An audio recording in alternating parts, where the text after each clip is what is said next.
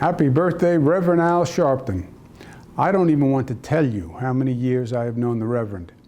Remember when you were a child and your parents would say, "I've known him for 20 years. You would think, how is that even imaginable, 20 years? Someone's going to die soon. Well, it's been well over 20 years that I know the good Reverend. We have both seen our ups and downs and have endured the journey of life and come out the other side. The Reverend has gotten stronger, better, and even more effective over the years. He's a national voice, an historic civil rights leader, and he even has his own TV show. The Reverend followed the advice of the good book. He has learned from those who came before. Take the best from each and form your own composite.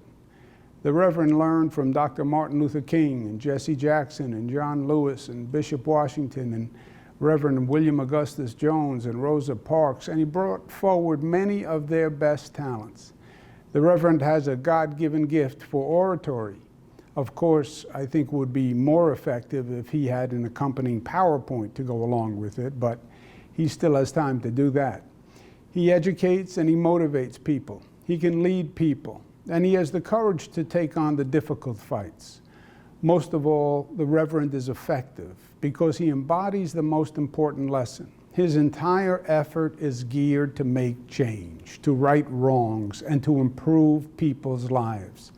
The Reverend just doesn't want to fight the good fight. He wants to win, and he does. That was Dr. King's brilliance. Everything was for the singular purpose of making progress. Today, everyone calls themselves a progressive. But you can't be a true progressive without accomplishing progress.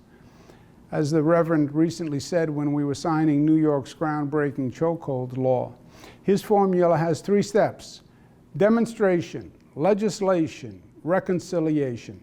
Demonstrate to make people's voices heard, articulate the grievance, create critical mass to get government to pass reform legislation.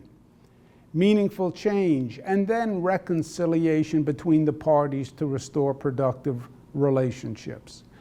The Reverend's formula has worked, and it has helped New York State achieve its goal of being the progressive capital of the nation. New York sets new precedents in civil rights and equality, and then challenges the nation to follow.